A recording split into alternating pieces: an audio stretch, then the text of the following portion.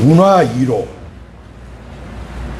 잿빛 하늘이 낮게 내려온 네덜란드의 수도 암스테르담의 어느 겨울 오후입니다. 오래된 건물 맨 위층에는 화실이 있었고 그 화실로 차가운 한 줄기 빛이 비스듬히 흘러듭니다. 그 빗줄기 속에서 먼지가 느리게, 아주 느리게 떠다니고 있습니다. 그 빛의 끝자락에 한 노인이 의자에 앉아 있습니다. 손은 마른 나뭇가지처럼 가늘게 떨리고 눈은 침침해서 자꾸 초점을 놓칩니다. 한때는 세상의 빛과 그림자를 손끝으로 끌어와서 캔버스 위에다가 풀어서 숨쉬게 하던 그런 명장의 손입니다. 사람의 눈동자 안에 고인 슬픔, 식탁이 빵 한 조각까지, 그리고 그 온기까지, 또 어둠을 뚫고 들어오는 한 줄기 빛까지 붓끝으로 다 살려내던 그 손입니다.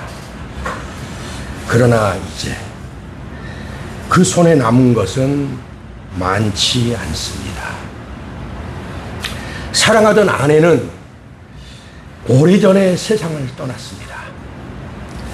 곁을 든든하게 지켜주던 아들 티투스마저 먼저 떠나보냈습니다. 파산을 선고받은 지도 이미 오래입니다. 이름은 남았으되 삶은 허물어졌고 명성은 높았으되 곁은 비었습니다. 세상의 사람들, 세상의 법들은 그에게서 가져갈 수 있는 모든 것을 다 가져가 버린 듯한 인생입니다. 그런 노년입니다. 그런데 오늘도 이 노인은 떨리는 손으로 캔버스를 끌어안고 거울을 한번 습관처럼 힐끗 들여다보고는 붓을 물감에 적십니다. 그리고는 묵묵히 이제껏 그려왔던 것처럼 세월이 허물어 놓은 자기 얼굴을 다시 그리기 시작합니다. 미술사에서 자기 얼굴에 가장 깊이 천착한 화가 렘브란트 반 네인입니다. 그는 평생 자기 얼굴을 그렸습니다. 젊은 날에 빛나던 얼굴도, 늙은 날에 주름지고 무너진 얼굴도 피하지 않고 그렸습니다. 그가 남긴 유화 자화상만 40점이 넘는다고 합니다. 그럼 왜 그는 그토록 자기 얼굴을 놓지 못하고 그렇게 자기 얼굴에 집념을 가졌을까요? 후대 사람들은 그 자화상 앞에서 서서 그가 평생 품었을 그림을 그리면서 평생 자문하고 품었을 질문 하나를 읽어냅니다. 나는 누구인가? 이 얼굴은 대체 누구의 것이란 말인가? 여러분, 얼굴은 말보다 먼저 그 사람을 드러내 보여줍니다. 우리 흔히들 첫인상 그러죠. 이름도 듣기 전에 그 사람 얼굴을 보면 그 사람을 대충 유추해 볼 수가 있습니다. 기쁨도 슬픔도 그가 오래 견딘 질곡의 세월들도 결국은 그 얼굴 어딘가에 흔적을 남기고 머물러 있기 때문에 그렇습니다. 저도 여기 흉터 자국이 이제 나이가 먹어가니까 드러나더라고요. 이렇게 머물러 있다는 말입니다. 그러니 얼굴은 어떤 면에서 보면 한낱 생김새, 모양이 형태가 아닙니다. 그 한 사람을 알아보게 하는 가장 오래된 표식과도 같습니다. 그리고 그 얼굴이 어떤 물건 위에 새겨질 때 그것은 이름이 되고 권위가 되고 소유를 알리는 선언이 됩니다. 미국의 집회에는 대통령들, 또 일본도 그렇고 우리나라도 그렇고 신사임당이니 이런 얼굴들이 그려져 있죠. 그러면 그 사람들이 가지고 있는 그 이름들이 가지고 있는 그 얼굴이 가지고 있는 의미가 있다 이 말입니다. 그때 그 얼굴은 말없이 외칩니다. 이것은 내 이름 아래에 있다. 이것은 내 권위 아래에 있다. 2000년 전, 지금으로부터 꼭 2000년이 이제는 더 됐죠. 그 전에 예루살렘 그곳 사람들의 손바닥 위에도 그런 얼굴 하나가 놓여 있었습니다. 차가운 은화 위에 또렷이 찍힌 한 황제의 얼굴입니다. 그 작은 얼굴은 손에서 손으로 건너다니면서 우리 어때요? 집회 아니면 돈을 갖다 주면은 거스름돈도 주고 그러죠? 그런 것처럼 손에서 손으로 돈이 어떻게 됩니까? 돌아다니잖아요. 그런 것처럼 이스라엘 당시에도 그랬다는 말입니다. 날마다 그렇게 손에서 손으로 건너다니면서 사람들의 귓가에 이런 말을 속삭였습니다. 이 땅의 주인은 이 은화 위에 새겨진 황제다. 너희는 이 황제의 질서 아래 살고 있다. 자, 예루살렘 성전 바깥입니다. 이방인의 뜰입니다. 환전상에 동전 부딪히는 소리, 어디선가 울어대는 비둘기들의 구구대는 소리, 제물로 끌려가는 양들의 발소리들이 한데 뒤섞여 있습니다. 양과 기름의 거룩한 냄새와 흥정과 돈의 비릿한 냄새가 같은 공기 속에서 어지럽게 엉겨서 돌아다닙니다. 거룩함과 세상이, 성과 속이 담을 허물고 한 마당에서 부대끼는 자리입니다. 그 한가운데로 일단의 무리가 조용히 들어옵니다. 발걸음은 차분하고 말씨는 예의 바릅니다. 그러나 눈빛 깊은 곳에는 날카롭게 벼린 목적 하나가 웅크리고 숨어 있습니다. 겉은 예의였으나 속은 올무였습니다.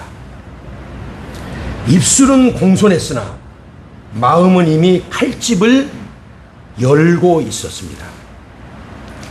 오늘 본문 22장 15절과 16절이죠. 이에 바리새인들이 가서 어떻게 하여 예수를 말의 올무에 걸리게 할까 상의하고 자기 제자들을 헤롯 당원들과 함께 예수께 보내어 바리새인과 헤롯 당, 이 둘은 기름과 물과 같은 사이였습니다. 바리새인은 율법의 수호자들을 자처합니다. 바리새란 말은 구별되었다 이 말이에요. 그만큼 자신들은 속된 것에서 구별된 사람들이라고 자처하던 사람들입니다. 하나님의 말씀이라면 단 한 획도 양보하지 않겠다고 큰 소리쳤던 사람들입니다. 로마의 지배를 뼛속까지 수치로 여기던 그런 사람들입니다. 반면 헤롯 땅은 로마가 세운 헤롯 왕과에 기대어서 그 체제 안에서 단물을 빨고 누리던 정치 세력입니다. 평소라면 길에서 마주쳐도 서로 고개를 하고 이렇게 돌리던 사이들입니다. 두 진영 사이에는, 이 두 그룹 사이에는 무너질 것 같지 않은 담 하나가 우뚝 서 있었습니다. 서로 가까이 하기엔 너무 먼 당신들이었던 거예요. 그런데 오늘 그 둘이 어깨를 나란히 하고 서 있습니다. 평생 등을 돌리고 살던 두 원수가 예수님 한 분을 잡으려고 손을 맞잡았습니다. 여러분, 참 이상한 일입니다. 뒤틀린 욕망은 서로를 사랑하게 진심으로 가치 있게 만들지는 못합니다. 다만 같은 목적, 목표, 같은 먹잇감 앞에서 서로를 이용하게 만들 뿐인 거예요. 흔히들 왜 말하지 않습니까? 적의 적은 나의 친구. 그렇지 않습니까? 예수님 한 분을 잡겠다는 그 욕망이 결코 손잡을 수 없을 것만 같던 원수들을 한 패로 묶어버렸습니다. 다시 15절을 보면 작은 단어 하나, 한 단어가 마음에 걸리고 눈에 밟힙니다. 상의하고. 뭐 했다고요? 상의하고. 즉흥적이 아니라는 거예요. 기분에 따랐던 것이 아니라는 겁니다. 미리 머리를 맞대고 쑥덕거리면서 짜낸 작전이었다라는 말입니다. 게다가 그들은 직접 나서지 않고 제자들을 앞세웠다라고 말을 하고 있어요. 조금 덜 위험해 보이는 얼굴, 조금 더 나이 먹은 사람보다는 더 순전해 보이는 그런 얼굴, 경건하고 예의 바른 표정들, 의심을 누그러뜨리려고 미리 계산해둔 배치였던 겁니다. 그 젊은 제자들이 예수님 앞에 와서 입을 엽니다. 선생님이여, 우리가 아노니 당신은 참되시고 진리로서 하나님의 도를 가르치시며 아무도 꺼리끼는 일이 없으시니 이는 사람을 외모로 보지 아니하심이니이다. 그러면 당신의 생각에는 어떠한지 우리에게 이르소서. 가이사에게 세금을 바친 것이 옳으니까 옳지 아니하니까. 먼저 칭찬으로 문을 엽니다. 당신은 참되시다라고 아부성 짙은 말을 내뱉고 있습니다. 진리로 가르치십니다. 당신은 진리를 가르치는 사람이라고 한껏 추켜 세웁니다. 사람을 겉모습으로 보지 않으십니다. 당신은 정말 대인배이십니다. 이렇게 올려 높여드리는 거예요. 여러분, 얼마나 듣기 좋은 소리입니까? 그러나 이 칭찬은 마음 깊은 곳에서 그들이 길어 올린 말들이 아니었다라는 게 문제인 거예요. 곱게 두른 비단 보자기 같은 것이었습니다. 그 보자기 안에는 시퍼렇게 날선 칼 한 자루가 숨어 있었습니다. 여러분, 설교의 황태자라고 불렸던 찰스 스펄전 목사님이 계시다는 거 잘 아시죠? 그 찰스 스펄전 목사님이 이런 사람들을 가리켜서 이렇게 짚어줬어요. 뭐라고 짚었느냐? 악한 자가 참된 말을 입에 올릴 때야말로 가장 위험한 때이다. 그렇죠. 거짓말은 처음부터 말을 더듬고, 우리 거짓말하면 어때요? 벌써 말이 더듬어지잖아요. 진짜야? 진짜야? 그러면 이렇게 되잖아요. 처음부터 말도 더듬고 거짓말은 얼굴빛이 수상해져요. 수상해진다는 말은 낯빛이 변한다는 말이에요. 자꾸 추궁을 당하면. 수상하지만 계산된 칭찬은 향을 묻힌 칼처럼 영혼의 빗장을 슬그머니 풀어놓기 때문에 위험하다는 거예요.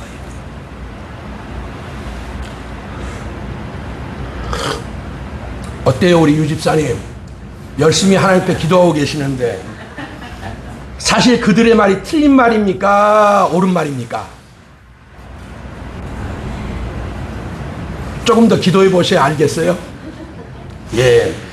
사실 그들의 말은 틀린 말이 결코 아닙니다. 예수님은 정말로 참되셨고 정말로 사람의 겉모습을 보지 않으신 분입니다. 문제는 그 한 점 틀림없는 그 진실이 칼날을 감싸는 보자기로 쓰이고 있었다는 게 문제인 거예요.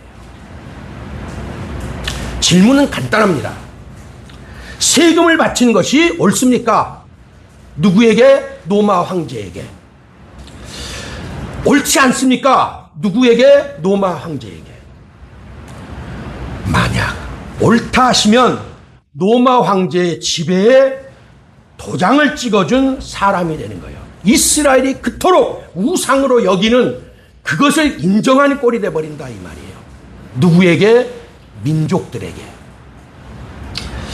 군중들이, 민족이 필시 등을 돌리게 되고 맙니다.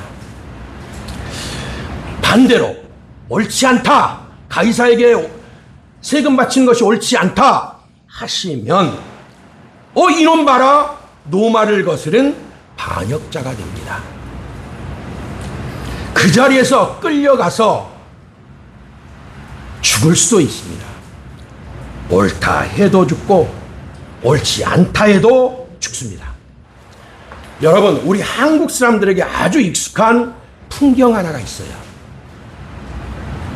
시골 마루나 정자 같은 곳에 마주 앉아서 장기를 두고 있는 두 노인입니다.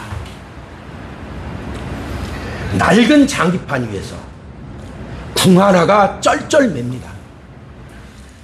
상대의 차와 포와 마가 사방에서 길목을 조여옵니다. 한쪽이 수염을 쓰다듬습니다. 천천히 쓰다듬다가 한 마리 툭 던집니다. 장이야! 받는 쪽에서 놀래면서 두 눈이 가늘어져요. 이렇게 된다는 거예요. 이 칸도 막혔고 저 칸도 막혔습니다. 상을 움직여도 죽고 차를 빼도 죽습니다. 마침내 수세에 몰린 그 사람이 한마디 낮고 짧은 단말말을 던집니다. 전내 외통수입니다. 그날 성전뜰에서 바리새인과 헤롯 당 사람들이 던진 그 질문이 바로 장기판의 외통수 같은 거였습니다. 그것은 질문이 아니라 말로 정교하게 깎아 만든 사형틀과 같은 것이었습니다. 그 숨막히는 순간 예수님은 그들이 파놓은 함정의 그 어느 입구로도 들어가지 않으셨습니다. 대신 함정 전체를 천천히 뒤집어 엎으십니다. 18절과 오늘 본문 19절입니다. 외식하는 자들아, 어찌하여 나를 시험하느냐? 세금 낼 돈을 내게 보이라.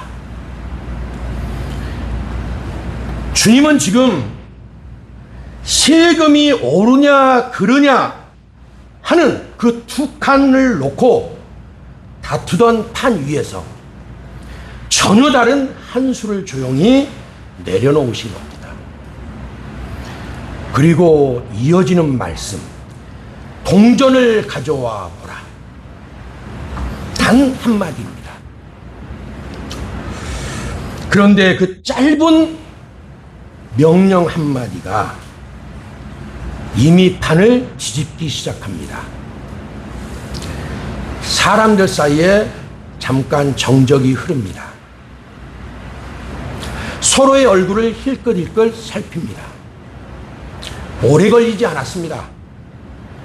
무리 가운데서 곧 동전 한 입이 예수님 앞으로 건네집니다.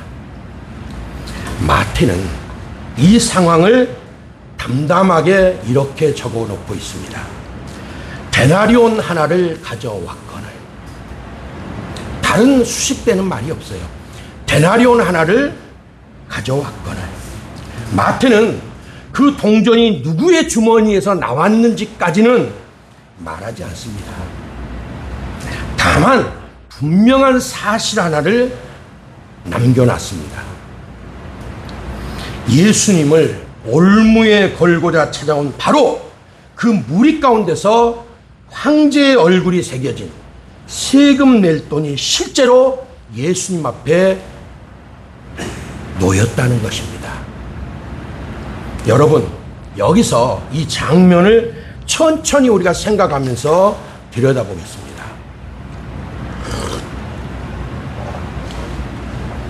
이 질문을 들고 온 사람들은 바리새인과 헤롯 당원들입니다.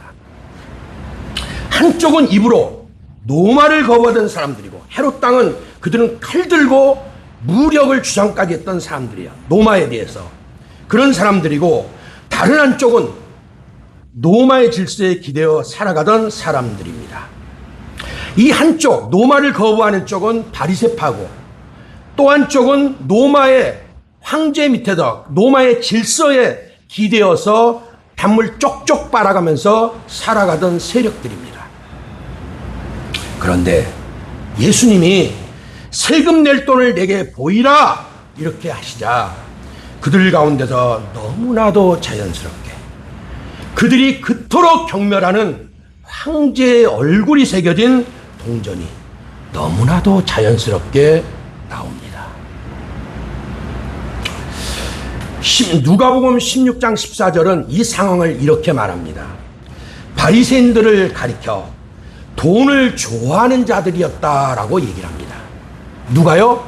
바리새인들이 돈을 좋아하는 자들이었다는 거예요. 그들은 입술로는 율법을 말했고 겉으로는 거룩을 외쳤습니다. 그러나 예수님은 그 마음 깊은 곳에 차려진 또 하나의 우상의 제단을 보고 계셨습니다. 그 제단 위에는 하나님만 계신 것이 아니었어요. 뭐라고요? 하나님이 안 계신 것이 아니라 하나님만 안 계신 것이 아니었다는 거예요. 그러면 무언가가 또 있었다는 소리죠. 돈도 명예도 사람들 앞에서 의롭다 인정받고 싶은 마음도 그들의 마음의 제단에는 함께 놓여 있었던 겁니다. 그러니 이 장면은 누가 동전을 가지고 있었느냐의 그런 정도의 문제가 아닙니다. 가치리까 말이까의 문제가 아닙니다. 이 장면은 헤롯 당원이나 율법을 외치고 하나님을 외치는 바리새인들이나 그들의 세가 이미 무엇과 익숙하게 동거하고 있었다라고 하는 반증이고 그것을 스스로 드러내는 순간이었던 거예요. 우리는 돈을 좋아합니다. 명예를 좋아합니다. 사람들에게 칭찬받는 것을 좋아합니다. 우리는 하나님 섬깁니다. 그러나 하나님만이 아니고 앞에 말한 이런 것들도 우리는 좋아하고 섬깁니다. 이런 순간으로 고백되어졌다 이 말입니다. 우상을 심판하겠다고 나선 사람들, 그들의 손에서 보여진 것은 모순적이게도 우상의 얼굴이 새겨진, 그토록 그들이 배척했던 은화였던 겁니다. 황제의 얼굴이 새겨진 은화였던 겁니다. 칼을 들고 온 사람의 손 안에서 그 칼이 슬그머니 이쯤 되니까 제 주인을 향해 돌아선 꼴입니다. 예수님 앞에 이렇게 칼을 내밀었던 그들이 오히려 예수님의 이 반전 때문에 이 손끝이 이렇게 돌려져서 칼끝이 자기들을 향한 꼴이 되었다 이 말인 거예요. 사냥꾼인 자신들이 사냥감인 예수님의 목에 그물을 던진 줄 알았는데 그 그물에 오히려 자신들의 발이 걸려 넘어졌습니다. 정작 걸려 넘어진 것은 사냥꾼들 본인들이었던 겁니다. 그렇습니다. 그들의 세계는 이미 그 동전에 길들여 있었습니다. 아마도 처음에는 많이 불편했을 것입니다. 황제의 얼굴이 손바닥에 닿을 때마다 자기들 주머니나 어디 놓고 다닐 때 자기들이 그걸 손으로 넣어서 꺼내려고 하면 손바닥에 닿겠죠. 누가? 동전에 새겨진 황제의 얼굴이. 그랬을 때 마음 한 구석은 많이도 따끔따끔 거렸을 겁니다. 적어도 처음에는. 그리고 그 얼마 후까지는. 그러나 한 해, 두 해 흐르는 사이에 그 따끔거림은 무뎌졌고 양심의 털이 나기 시작했습니다. 마침내 그 동전이 손에 오가도 아무런 생각조차 느낌조차 들지 않게 되었습니다. 그래서 지금 주님 앞에 겁없이 내놓고 있는 겁니다. 죄는 그렇게 처음에는 가시처럼 찔러대다가도 나중에는 오래된 신발처럼 발에 꼭 맞아버립니다. 익숙해지고 편해져 버립니다. 어느새 익숙한 일상의 생활이 되어버립니다. 처음엔 피하고 싶던 그것이 어느 날부터는 없으면 허전한 습관이 되어버립니다. 예수는 곧바로 답하지 않으십니다. 다만 이렇게 말씀하십니다. 꺼내보라.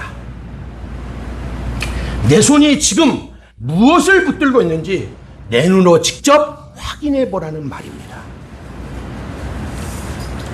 그 동전이 햇빛 아래로 들려 나옵니다. 그 동전의 이름은 데나리온이죠. 로마 제국 전역에서 통하던 은화, 당시 어른들의 하루 품삯에 해당하는 동전 한 입입니다. 고고학자들이 땅속에서 캐낸 데나리온이 있어요. 고고학은 옛날 것들을 찾는 분들인데 그분들이 땅에서 찾아낸 예수님 당시의 데나리온을 보면은 앞면에는 황제의 옆에 얼굴이 또렷이 새겨져 있고 그 둘레는 라틴어 한 줄이 감싸고 있습니다. 그러니까 동전이 있으면 황제의 옆 얼굴이 동전 안에 있고 그 동전 주위에 라틴어로 무언가가 글씨가 써져 있다 이 말이에요. 그런데 그 쓰여진 글자를 우리말로 옮기면 이런 뜻이에요. 신격화된 아우구스투스의 아들 황제 티베리우스, 이렇게 새겨져 있는 겁니다. 그리고 또 동전을 뒤집으면, 동전이 앞뒷면이 있죠. 뒷면을 뒤집으면 또 다른 선언이 기다리고 있어요. 거기는 어떤 게 있느냐? 최고 제사장. 황제가 뭐라고요? 최고 제사장. 황제가 최고 제사장이라는 거예요. 신 앞에서는 제사장이라는 말입니다. 아, 이런 세상에나 마상에 나가 이럴 때 나오는 말인 거예요. 오직 하나님만 섬겨야 할 백성의 손에서 신격화된 황제의 얼굴, 그 문장이 은빛 뱀처럼 칭칭 동전에 감겨 있는 겁니다. 하나님 앞에 서야 할 거룩한 대제사장의 자리에, 그 거룩한 자리에, 그 최고 제사장의 자리에 황제가 떡하니 이스라엘의 하나님의 백성들 앞에 나다 하고 지금 서 있는 꼴입니다. 그러니 이 동전은 그저 그런 화폐가 아니었습니다. 어떤 면으로 보면 손바닥 위에 새겨진, 또 들고 다니는 작은 신전과도 같은 것입니다. 그 작은 신전이 지금 율법을 목청껏 외치던 자들의 손 안에서 햇살을 받아 교만하게 반짝이고 있는 겁니다. 여기서 가이사라고 우리가 많이 들었는데, 가이사는 카이사르라는 이름이 이제 가이사라고 우리가 이제 보통 발음을 하는데, 오늘날로 말하면 대통령 직함쯤 됩니다. 그런데 사실은 지금의 대통령과는 땅과 하늘만큼이나 거리가 있는 것처럼 차이가 있어요. 오늘날의 대통령은 아무리 날고 뛰어도 헌법 아래 선 공직자라고 말할 수가 있어요. 헌법의 지배 아래 있다라는 거예요. 그리고 그 법이 대통령을 다스리지만 그 시절의 카이사르는 제국의 얼굴이고 또 전 제국 사람의 목숨을 살리고 거두는 손을 가지고 있던 존재가 바로 가이사입니다. 우리가 영화 같은 데 보면 이렇게 서로 검투살끼리 싸움을 합니다. 그리고 한쪽이 쓰러졌습니다. 그러면 이긴 승자가 딱 황제의 그 단을 향해서, 황제가 그 보고 있는 그 단을 향해서 고개를 듭니다. 뭘 보기 위해서? 황제의 손을 보기 위해서. 그럼 황제가 딱 손을 이렇게 들어요. 든 다음에 이렇게 하면은 죽이는 거고, 이렇게 놔두면 그 사람은 사는 거예요. 대통령이 지금 생사유탈권 가지고 있습니까? 없죠. 근데 그 당시에 황제는 그것이 차고도 넘칠 정도의 권력으로 충만했던 사람이에요. 본래 한 가문의 성에서 나온 이름이 세월이 흘러가면서 직함이 되었는데, 훗날 독일에서 독일의 황제를 카이저라고 하는데, 이것도 카이사르에서 나왔던 거고, 러시아에서 우리가 짜르 그러죠. 러시아의 짜르라는 것도 이 이 말에서 카이사르에서 파생되었다라고 해요. 그 정도로 영향력 있게 역사 속에 존재했던 직함입니다. 자, 성경의 가이사는 사람들 얼굴 앞에 들이민 거대한 또 하나의 신과도 같은 얼굴이었던 겁니다. 예수님이 그 동전을 가만히 이제 들여다보십니다. 그러나 주님의 시선은 은빛 그 동전의 표면에만 머무르시지 않습니다. 주님은 그 동전을 쥔 손을 보고 계셨고, 그 손에 매달린 한 사람의 얼굴, 황제의 얼굴을 보고 계셨던 겁니다. 본문 20절에 보면 이렇게 물으시죠. 이 형상과 이 글이 누구의 것이냐? 여기서 예수님이 말씀하신 이 형상이라는 말, 이 형상이란 말이 헬라어로 에이콘이라고 얘기를 해요. 에이콘. 근데 이 에이콘에서 오늘날 우리가 쓰고 있는 영어 발음 아이콘이라는 말이 여기서 나온 거예요. 자, 아이콘은 단순한 그림이 아니죠. 여러분 쉽게 스마트폰 화면에 한번 이렇게 보시면 수많은 아이콘들이 떠 있죠. 그 아이콘을 누르면, 예컨대 이제 우리가 즐겨보는 유튜브 표식을 누르면 그 유튜브의 그 아이콘을 통해서 그 뒤에 유튜브가 가지고 있는 수많은 세계가 열리게 되는 거예요. 전화기 모양을 어떻습니까? 누르면 통화할 수 있는 세계가 열리는 거예요. 카메라 모양을 누르면 어떻게 됩니까? 사진을 찍고 할 수 있는 그 세계가 열리는 겁니다.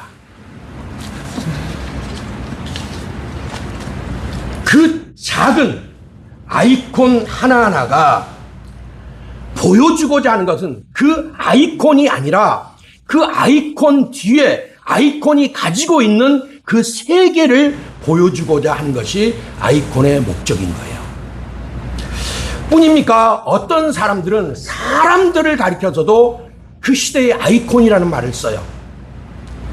우리가 한번 들어볼까요? 옛날에 검은 중절모의 우리 유집사님 한번 들어보십시오. 누군가 한번 생각해 보십시오.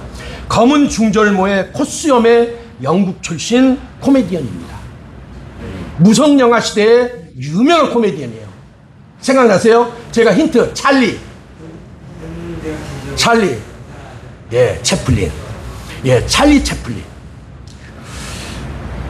웃음과 찰리 채플린을 생각하는 순간에 무성영화 시대의 웃음과 그 시대의 사람들의 일상의 모습이 그려지는 거예요. 그래서 그 사람이 그 시대를 대표하는 아이콘이라고 할 수가 있는 겁니다. 또 빙상여제, 빙판 위를 새처럼 날던 김연아 선수를 한번 생각해 보십시오. 그 한 시대의 환호와 눈물과 한이 같은 것이 김연아라고 하는 이름 하나에 각인되어서 김연아 시대를 살았고 그 시대를 우리가 거쳐왔던 사람들은 한 시대의 아이콘이라고, 그리고 그 시대를 우리가 보고 알 수가 있는 것 아닙니까? 어디 그뿐입니까? 서태지와 아이들, 그 다음에 방탄소년단, 그 다음에 싸이, 이런 사람들이 다 그 시대를 대표하는 아이콘들인 거예요. 자, 작은 얼굴 하나, 작은 몸집 하나가 그와 함께한 세계 전체를 불러일으키는 거예요. 싸이도 세계적으로 아주 열광을 했잖아요. 김연아도 그렇고. 바로 그런 것이 아이콘인데, 동전 위에 황제의 얼굴이 바로 아이콘인 겁니다. 그 얼굴은 장식이 아니고 황제의 이름과 권위와 제국의 질서, 로마 제국의 질서를 한꺼번에 불러오고 보여주는 표식이었던 겁니다. 작은 은화 한 입 위에 새겨진 그 얼굴 안에 로마 제국 전체의 그림자가 얹혀 있었던 겁니다.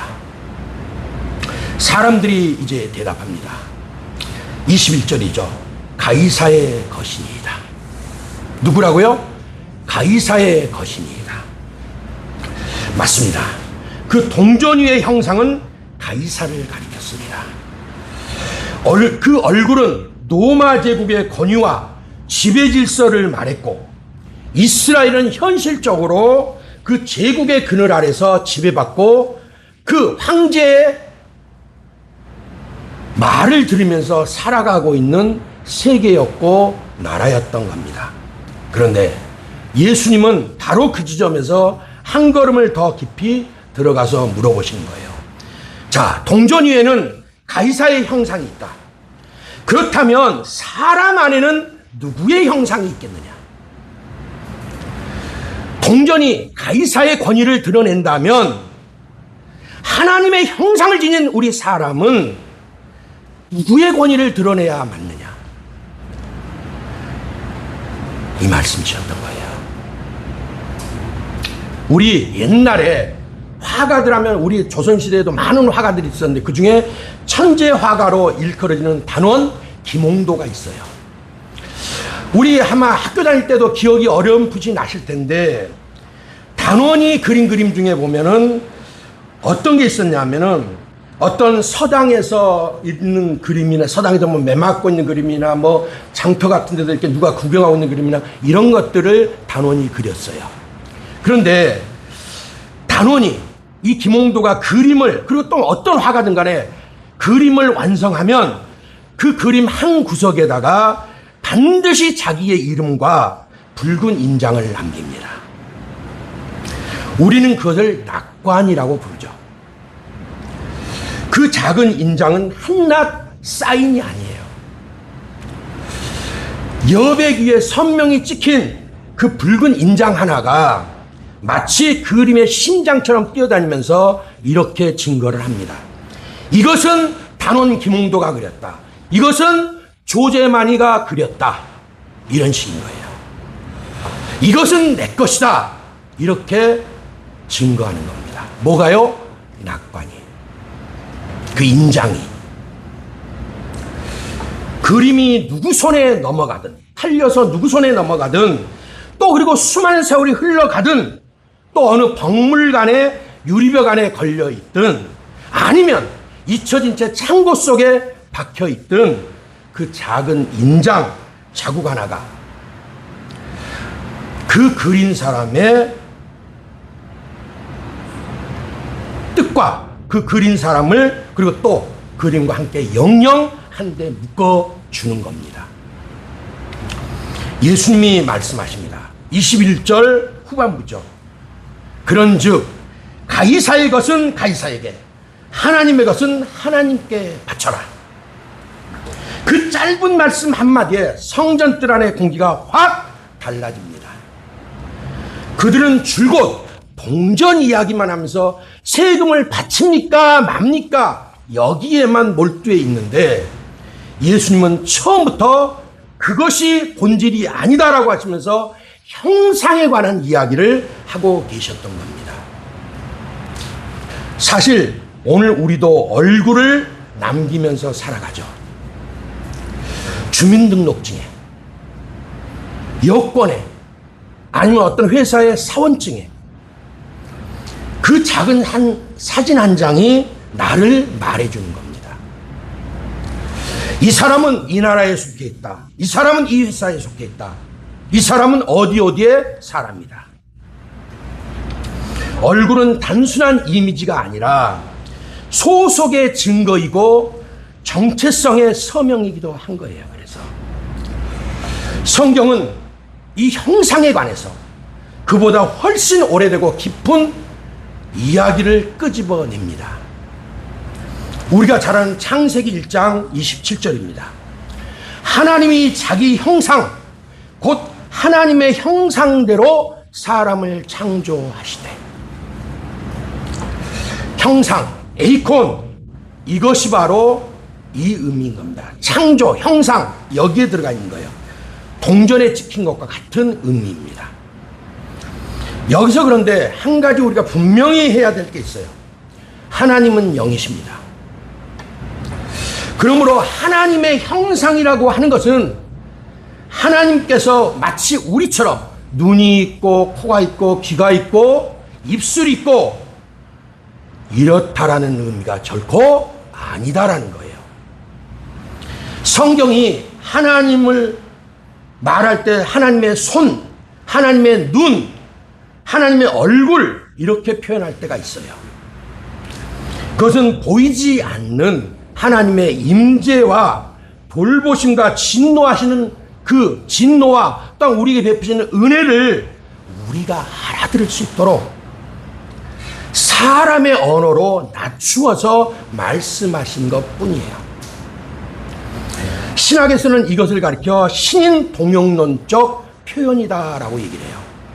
하나님이 한마디로 사람의 키높이에서 말했다라고 얘기를 합니다. 우리가 그래서 어린아이하고 친해지고 어린아이하고 소통하려면 어떻게 돼요? 어른이 이렇게 서 있습니다. 어린아이한테 너 나 얼굴 쳐다봐. 그리고 얘기해. 이럽니까? 아니면 어른이 길성아 뭘 원하는데? 이렇게 합니까? 그런 의미인 거예요. 그리고 이제 막 한 5살이나 6살 됐고 이제 막 그런 애한테 소방수는 이런 거야. 소방수가 하는 일은 이런 거야. 어떤 거야. 이런 백날 얘기해봐야 엄마가 딱 손잡고 가다가 삐뽀 하고서 불자동차 지나고 빨간 거 지나가면은 얘야 저게 소방차야. 불 끄러가는 게 저렇게 가는 거야. 그리고 저기 보이지 소방관 아저씨도 입고 있는 옷 보이지? 그럼 걔가 얼른 알아들어요? 못 알아들어요? 예. 조제만 같은 석씨도 잘 알아들어요. 그런 거는.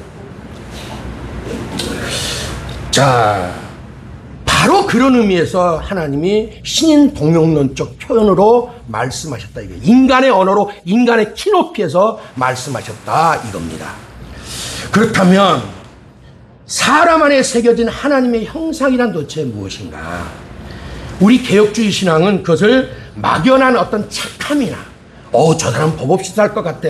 이런 것을 말하는 것이 아니고, 또 사람 안에 남은 작은 신성의 조각만 가지고 말하는 것이 아닙니다.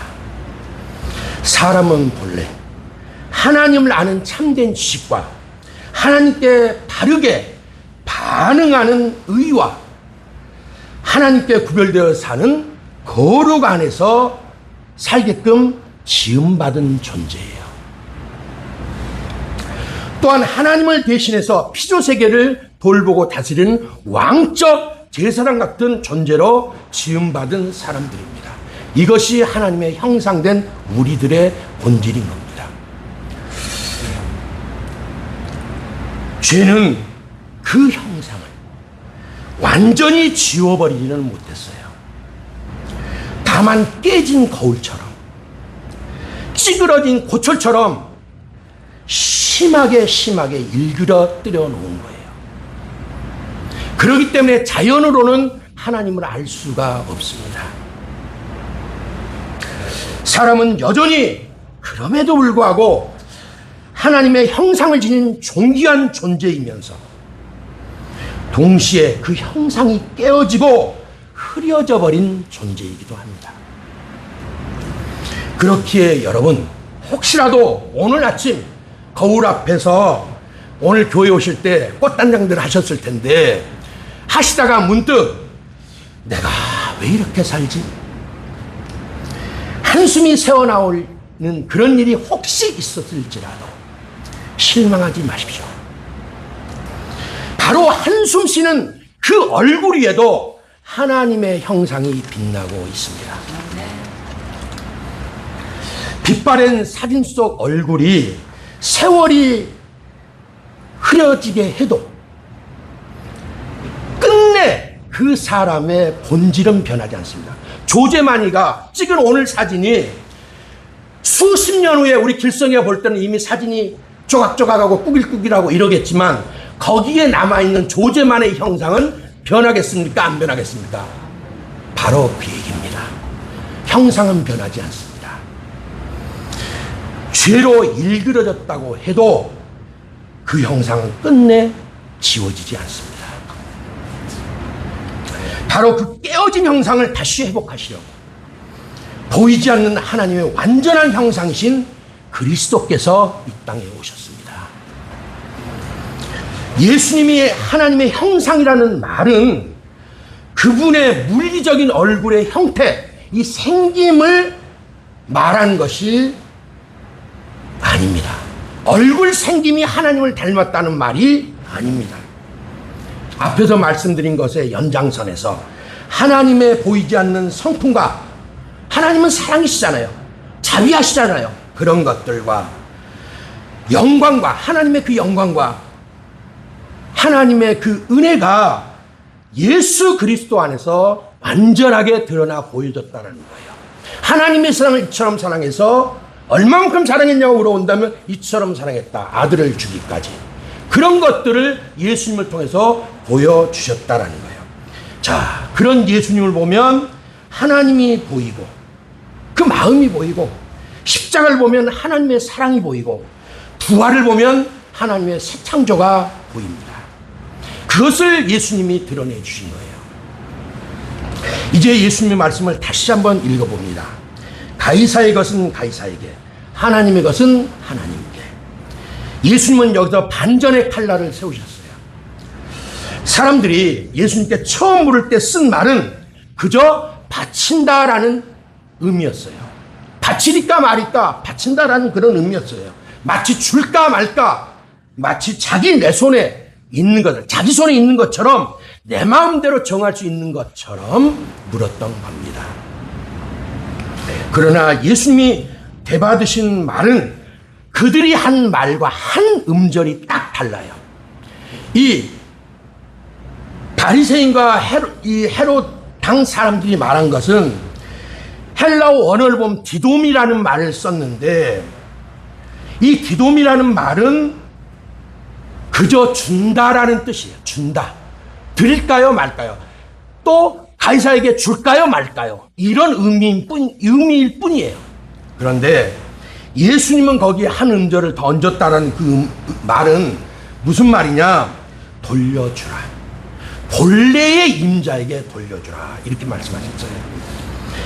이게 이제 아포디돔이에요. 똑같죠? 디돔이란 말은 똑같은데 그 앞에 한 절이 붙는 게 뭐냐면 아포라는 말이 붙어요. 그 아포는 원래 주인에게 돌려주라는 거예요. 다른 거죠. 마치 내 것을 들까요 말까요가 아니라 원래 주인에게 돌려드려라. 이 말인 거예요. 그럼 누가 주인이라는 말입니까? 하나님이 주인이라는 말입니다. 하나님께 돌려드리라는 말입니다. 하나님은, 예수님은 없던 것을 새로 바치는 것이 아니라 처음부터 사람은 그분의 것이었으니 제자리로 돌려놓으라는 말인 거예요. 동전에는 가이사의 형상이 찍혀 있습니다. 그러니 그 질서 안에서 오가던 동전은 그 자리로 돌려보내면 돼요. 그런데 곧바로 이어지는 두 번째 문장, 하나님의 것은 하나님께, 그 한마디에 이르러서는 질문은 이제 동전의 가치 문제, 동전을 드리냐 마냐의 그 문제를 떠나버린 거예요. 더 훨씬 깊어지는 겁니다. 어떠냐? 동전을 손을 펴서 건네면 그만이지만 예수님이 하신 이 질문은 무언가를 내려놓는다고 끝나는 것이 아니라는 거예요. 자, 하나님의 것은 무엇입니까? 동전에는 황제의 형상이 찍혀 있고 그 아이콘이 찍혀 있고 사람에게는 하나님의 그 아이콘이 새겨져 있습니다. 그렇다면 하나님의 것은 다른 무엇도 아닌 저와 여러분들이에요. 뭘로 지음받았기 때문에? 하나님의 형상으로 지음받았기 때문에. 바로 그 순간에 이제 질문이 통째로 뒤집혀버리는 겁니다. 그들이 처음 던진 질문은 바로 이것이었습니다. 세금을 바치는 것이 옳습니까? 세금의 지극히 일상적인 문제였던 거예요. 예수님이 그들 가슴 한복판으로 돌려보내신 질문은 전혀 다른 방향성을 가지고 있는 질문이었던 거예요.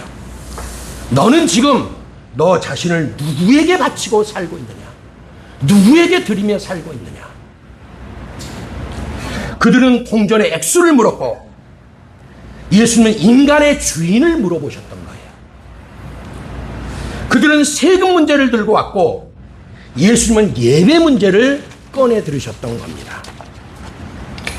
동전은 손바닥 안에 있었지만 진짜 문제는 마음의 왕자 위에 무엇이 있느냐의 문제가 바로 본질인 겁니다. 이제 외통수에 걸린 것은 예수님이 아닙니다. 외통수에 걸린 것은 그 질문을 들고 나온 사람들 자신들이 걸린 거예요. 여러분, 안데르센의 동화 미운 오리 새끼의 내용을 아십니까? 우리 유 집사님은 머리를 이렇게 끄덕끄덕 하시네요. 그 내용은 그렇죠. 어느 봄 강가에 갈대밭 둥지에서 알들이 하나둘씩 깨어납니다. 그 둥지 안에는 어미도 모른 사이에 잘못 섞여든 알 하나가 있었습니다. 가장 크고 가장 더디 깨어나던 알, 바로 백조의 알이었습니다. 마침내 그 알에서도 새끼 한 마리가 깨어났어요. 그런데 처음부터 오리인 형제들과는 전혀 달라요. 몸집은 그들보다 크고 깃털은 칙칙한 잿빛입니다. 울음소리마저 어딘가 어색합니다. 그러나 정작 그 새끼 자신은 자기가 누구인지를 모르는 거예요.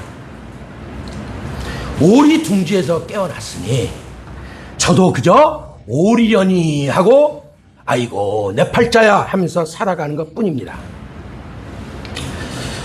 그렇게 자라납니다. 그러나 그는 가는 곳마다 다름 때문에, 틀림 때문에 미움을 받았습니다.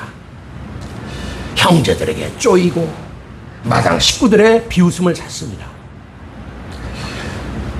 무리에 제 모습이 비치면 얼른 그 자리를 피했습니다. 제 얼굴을 들여다보는 일이 두려웠기 때문에 그랬어요. 시린 겨울이 지나고 얼음이 풀린 어느 봄날 아침이었습니다. 그는 무심코 호숫가에 고개를 숙였습니다. 물 위에 한 얼굴이 비쳐 보였습니다. 그동안 돌연변이 자기는 오리인 줄로만 알았더니 아침 햇살 한가운데서 눈부시게 새하얀 백조 한 마리가 길고 우아한 목을 들이운 채 가만히 자신을 올려다보고 있는 것을 보게 된 것입니다. 그제야 그는 깨달았습니다. 아, 나는 처음부터 오리가 아니었네. 처음부터 오리였던 적이 한 번도 없었다는 것을 깨달았습니다. 잠시 오리 둥지에 섞여 자랐을 뿐이라고 알게 된 겁니다. 그 본질은 알을 깨고 나오는 그 순간부터, 이미 첫 순간부터 자기는 오리가 아닌 백조였던 겁니다. 자기가 속한 것은 진흙마당이 아니라 저 높이 펼쳐진 푸른 하늘이었던 거예요. 여러분, 이것은 그저 어린아이의 무화가 아닙니다. 제 본질이 모른 채 살아간다면, 그리고 엉뚱한 자리에서 자기를 찾으려 애쓰른다면은, 그리고 또 실제로 이 백조는 잘못된 정체성을 가지고 잘못된 곳에서 잘못된 것을 찾으려다 시들어 가던 백조였던 겁니다. 오리가 되려고 그토록 안간힘을 썼던 그 애처로운 모습 위에 어쩐지 오늘 저와 우리 자신의 얼굴은 비쳐 보이는지 않는지 모르겠습니다. 우리도 그렇습니다. 세상 것이 되려고 안간힘을 쓰는 미운 오리 새끼 같은 사람들일 때가 꽤 있어요. 그러나 우리 영혼 가장 깊은 곳에는 아직도 지워지지 않은 창조주 거룩한 하나님의 형상이 새겨져 있습니다. 그 형상은 말합니다. 너는 우연히 세상에 흘러든 먼지가 아니란다. 너는 시장에 가격표가 붙은 그런 물건이 아니란다. 너는 권력이 찍어내고 거두어가는 동전이 아니란다. 너는 내가 빚은 자다. 너는 내 것이다. 어떻습니까? 여러분 속에서 그 소리가 들리십니까? 예, 그저 웃고 말지어예요. 19세기에 러시아가 낳은 세계적인 대문호 도스토옙스키가 있습니다. 그가 카라마조프의 형제들이라는 이 소설을 남겼는데 그 속에 잊혀지지 않는 한 장면이 있어요. 배경은 둘째 아들 이반이 막내 알료사에게 들려주는 이야기로 시작됩니다. 그리고 또 그 시대적 배경은 16세기 스페인 세비야라고 하는 곳이에요. 그때 당시 종교재판의 불길이 타오르던 시대입니다. 어느 날 부활하신 그리스도께서 조용히 다시 나타나셨어요.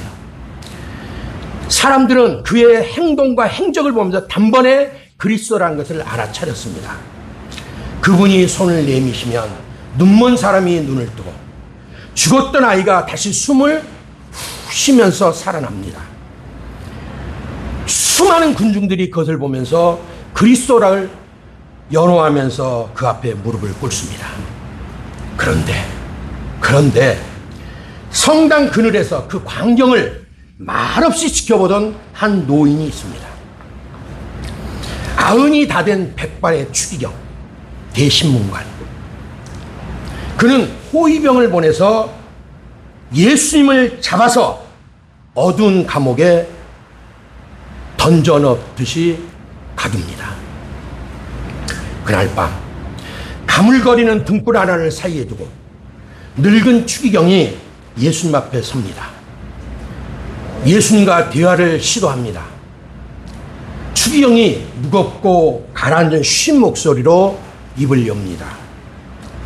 당신은 인간에게 자유를 주셨어. 그러나 인간은 그 자유를 감당하지 못하오.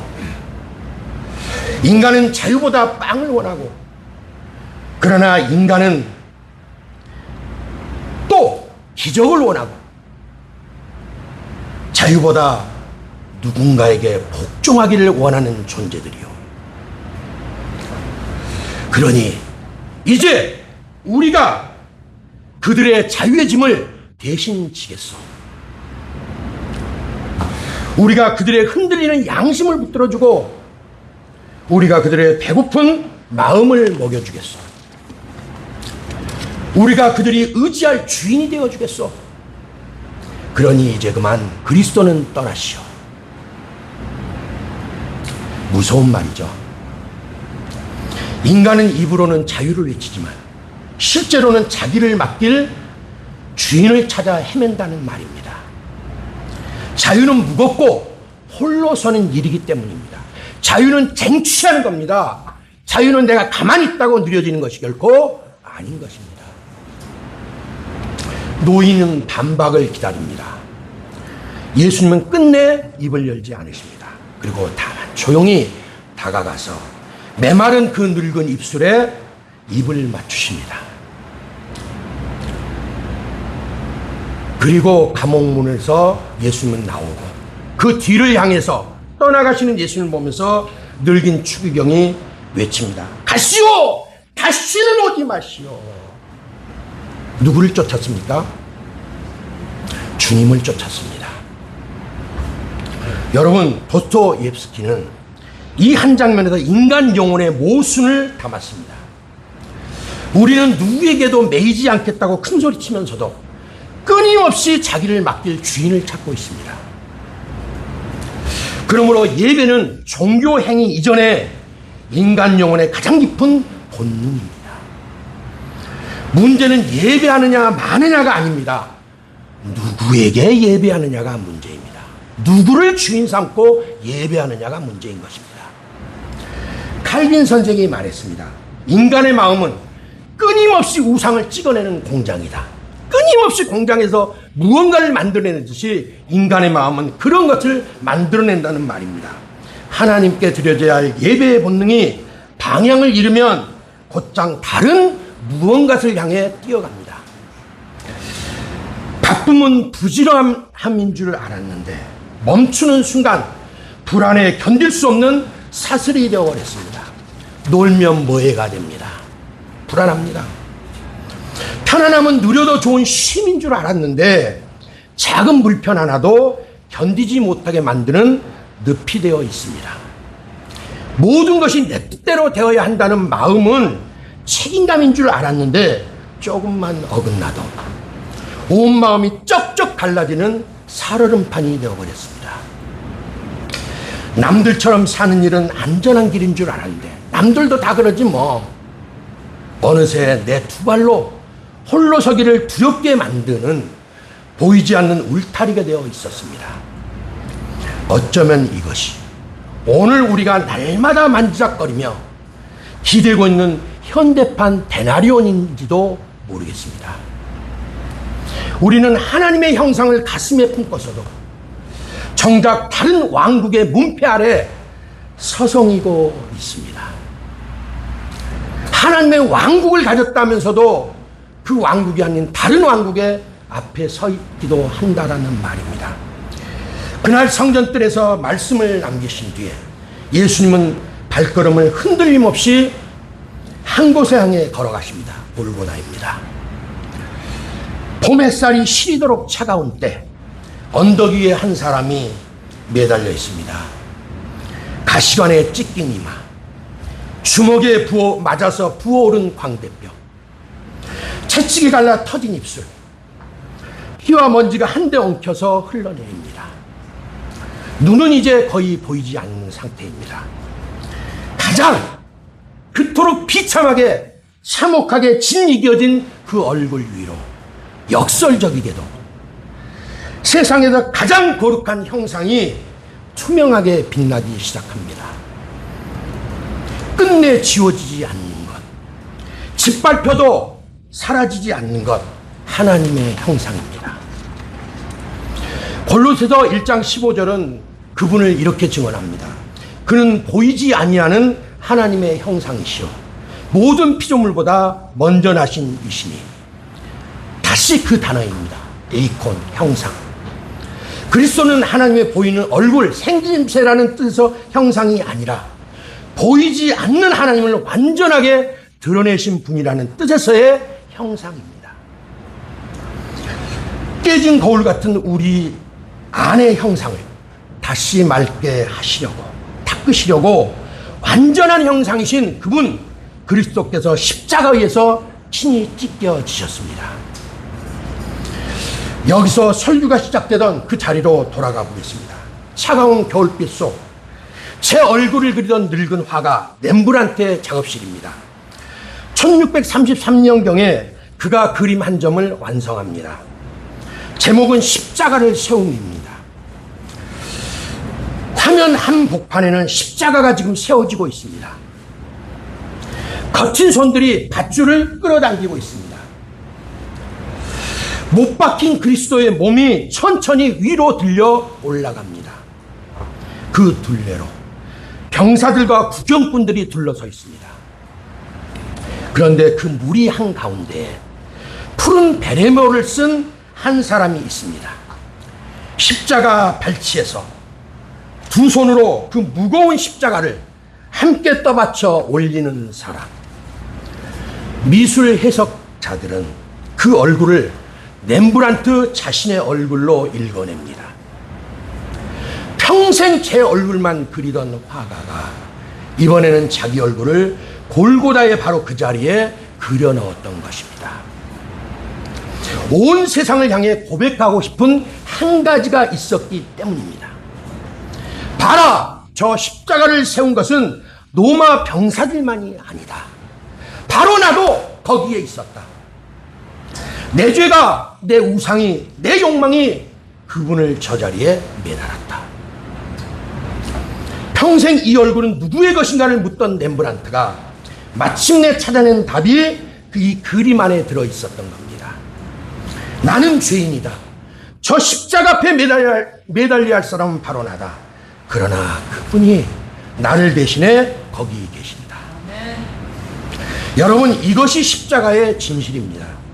하나님께 드려져야 할 우리가 가이사의 얼굴 앞을 서성거렸습니다. 하나님께 돌아가야 할 우리 마음이 엉뚱한 주인들에게 팔려나갔습니다. 그 잃어버린 우리를 다시 찾으시려고 완전한 형상이신 그리스도께서 십자가 위에서 찢겨지셨습니다. 황제의 얼굴은 동전 위에 새겨져 있습니다. 백성을 손에 움켜쥐고 쥐어 짜내기 위해서 그렇습니다. 그러나 십자가 위에 그 얼굴은 거기 매달려 있습니다. 잃어버린 우리를 다시 찾아 품에 안기 위해서 그렇습니다. 같은 얼굴이지만 두 얼굴이 가리키는 방향은 이렇게도 정반대였던 겁니다. 골고다가 마지막 장면은 아닙니다. 그 찢긴 얼굴은 무덤 속에 그대로 머물지 않았습니다. 사흘째 되던 날 아침 무덤을 막았던 돌이 굴러가고 그 얼굴이 다시 해처럼 떠올랐습니다. 가시관도 없이 피도 먼지도 없는 그 얼굴로 말입니다. 죽음이, 사탄이 그토록 죽음을 통해 지우려고 했던 그 형상이 끝내 무덤을 열고 우뚝 일어섰던 것입니다. 보이지 아니하는 하나님의 형상이라 불렸다면 그분을 이렇게 증언을 골로새서 1장 18절에서 하십니다. 죽은 자들 가운데서 먼저 나신 이시니 창조의 첫 형상이셨던 그분이 이제 부활의 첫 형상이 되셨습니다. 그러니 여러분, 골고다에서 일그러졌던 그 얼굴이 끝내 무덤을 열고 일어섰다면 세상에 깎이고 찢겨 초라해진 저와 여러분의 얼굴도 그분 안에서 반드시 다시 일으켜집니다. 우리가 돌아갈 그 자리에는 더 이상 일그러진 얼굴이 아니라 그분을 닮아 환히 빛나는 얼굴이 기다리고 있습니다. 우리는 종종 이렇게 묻습니다. 하나님, 얼마를 더 드리면 될까요? 11조를 더 해야 될까요? 헌금을 늘려야 할까요? 봉사를 하나 더 맡아야 할까요? 언뜻 더없이 경건해 보이는 질문 같습니다. 그러나 이 질문 안에는 감춰진 함정 하나가 있습니다. 얼마를 묻는 그 순간 우리는 이미 거래라고 하는 언어를 하나님하고 하고 있는 겁니다. 동집 몇입 건네면 끝나는 그런 관계가 아닙니다. 정해진 양을 채우면 의무가 끝나는 그런 관계가 아닙니다. 그것은 황제에게 세금을 바치는 일과 그리 달라 보이지 않는 것입니다. 복음은 그 질문을 그대로 받아주지 않습니다. 대신 훨씬 더 깊은 자리에서 묻습니다. 너는 지금 누구의 것이냐? 하나님은 우리의 지갑을 원하시는 분이 아닙니다. 지갑은 가죽으로 잡힌 작은 주머니일 뿐입니다. 그 안에 돈은 손때가 묻고 숫자는 오르락내리락 하면서 동전은 오래 굴러다니다 보면 얼굴에 글자까지도 희미해지고 맙니다. 하나님은 숫자가 닿지 못하는 그 자리, 계산서가 펼쳐지지 못하는 그 자리에서 바로 우리 자신을 불러내십니다. 돈은 강물처럼 흘러가고 명함은 비에 젖은 낙엽처럼 바스러집니다. 직함은 높은 의자 같지만 어느 날 문득 돌아보면 이미 누군가가 그 자리에 앉아 있습니다. 박수는 봄날 꽃가루처럼 잠깐 반짝이다 바람에 흩어져 버립니다. 사람의 인정은 금간 거울처럼 내 얼굴을 조각조각 찢어놓을 때가 있습니다.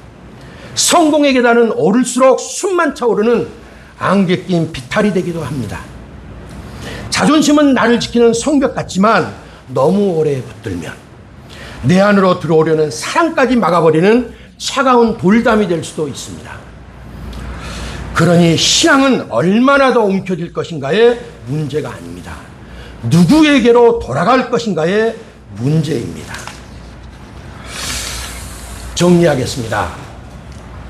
1850년 1월 영국 콜체스터에서 눈보라가 몰아치던 어느 주일날입니다. 15살 소년이 교회를 향해 눈길을 헤치고 가다가 결국 눈보라 속에서 작은 예배당을 안으로 몸을 피해 들어갑니다. 그 안에는 12명이 몰려 있었고 목회자마저 눈에 길이 막혀 오지 못한다는 그런 상황이었습니다. 결국 한 평신도가 강단에 올라서 떨리는 손으로 이사야 45장 22절을 펼칩니다. 땅의 모든 끝이여 내게로 돌이켜 구원을 받으라. 나는 하나님이라 다른 이가 없느니라. 그 형제는 평신도는 같은 말만 이 말만 되풀이했어요. 바라보시오. 그저 바라보시오. 바라보는 데는 학력도 돈도 필요 없습니다.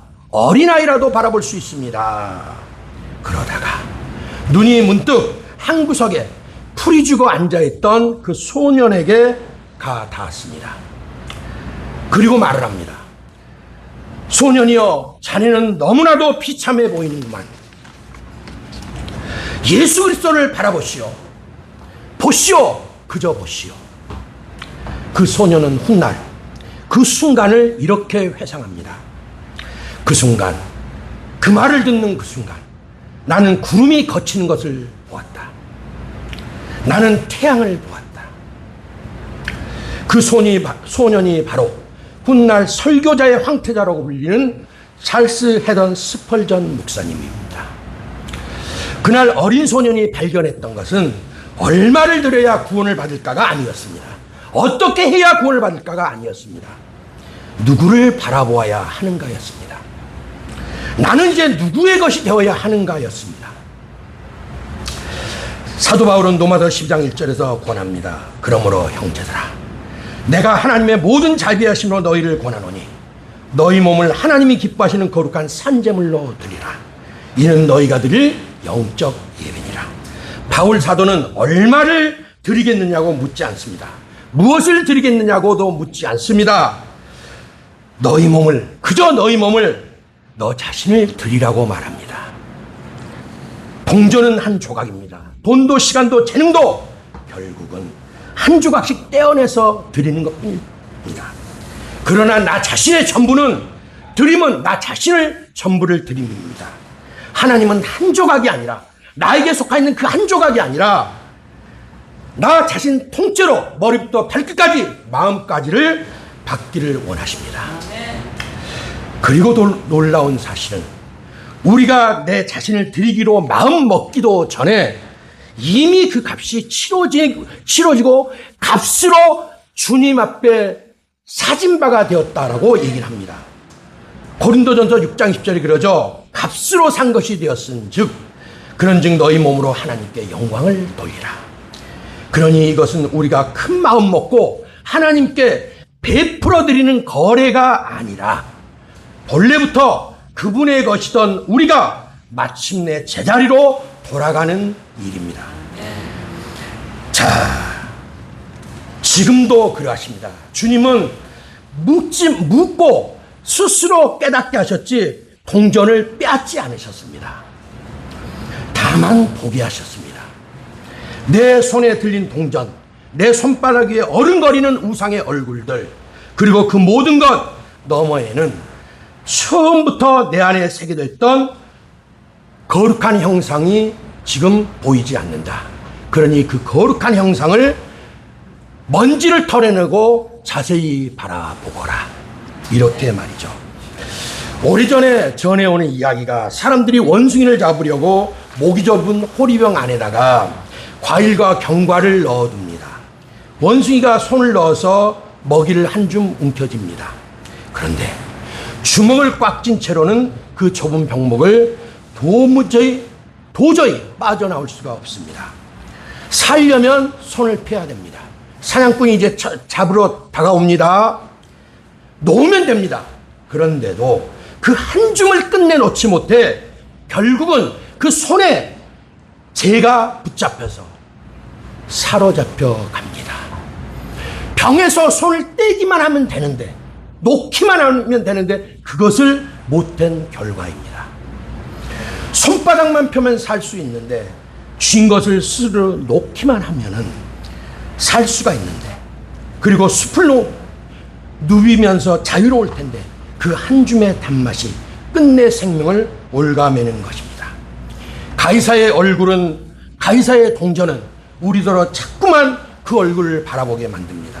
숫자를 향해, 사람의 평가를 향해, 내일의 불안을 향해 통장 잔고를 올려다보게 하고 자녀의 앞날을 올려다보게 하고 사람들의 시선을 올려보다가 우리는 어느새 마음의 키를 빼앗겨 버리고 맙니다. 그러나 하나님은 위를 바라보라고 하시지만 동시에 하나님이 높고 높은 보좌에서 우리를 향해서 고개를 숙이시고 우리를 바라보신 것입니다. 시편 31편 16절의 기도가 오늘 우리 입술에서도 흘러나오기를 바라겠습니다. 주의 얼굴을 주의 종에게 비추시고 주의 사랑하심으로 나를 구원하소서. 오늘 이 자리에 함께해 주신 우리 주원학교의 성도 여러분, 그리고 화면 너머에서 이 예배 자리를 함께 지켜주고 계신 사랑하는 구독자이자 동역자 여러분들, 우리가 같은 공간에서 얼굴을 마주치지는 못해도 여러분 한 분 한 분의 영혼 가장 깊은 곳에서는 똑같이 하나님의 형상이 새겨져 있습니다. 세상에 이리저리 치이고 깎여서 스스로를 미운 오리 새끼처럼 초라하게 느끼는 그 순간일지라도 창조주께서는, 우리 하나님께서는 저와 여러분의 얼굴을 가만히 들여다보시며 말씀하십니다. 너는 내가 빚은 자다. 너는 내 것이다. 요즘 참 감사하게도 우리 주원학교의 유튜브 채널을 구독해 주신 분들이 어느덧 1880명이 넘어섰습니다. 작은 교회, 부족한 종의 입술을 통해 전해진 그 말씀을 귀하게 받아주신 것만으로도 그저 감사할 뿐입니다. 세상의 차가운 동전은 손에서 손으로 건너가며 사람을 묶지만 복음의 말씀은 마음에서 마음으로 건너가면서 사람들을 살려냅니다. 오늘 이 자리에 함께한 주원학교 성도 여러분, 그리고 화면 너머에 계신 구독자이자 동역자이신 여러분들, 부족한 종의 입술을 통해 전해지는 이 복음이 여러분의 마음에 작은 빛으로라도 머물렀다면 영상 아래 구독과 좋아요, 댓글과 공유로 함께 해주시기 부탁드립니다. 그 터치 한 번이 누군가의 어두운 방으로 복음의 빛을 건너가게 하는 따뜻한 다리가 될 줄로 믿습니다. 자, 나는 그리스도께서 값주고 사신 사람입니까? 아멘입니까? 그럼 나는 주님의 것입니다. 라는 이 고백이 주원학교의 모든 성도님들과 화면 너머 모든 구독자 여러분들 얼굴 위에 이번 한 주간 오래오래 머무는 빛이 되기를 소원합니다. 주의 얼굴이 우리에게 비추어지고 우리의 얼굴이 주님 안에서 다시 빛나기를 우리 주 예수님의 이름으로 축복합니다. 기도하겠습니다.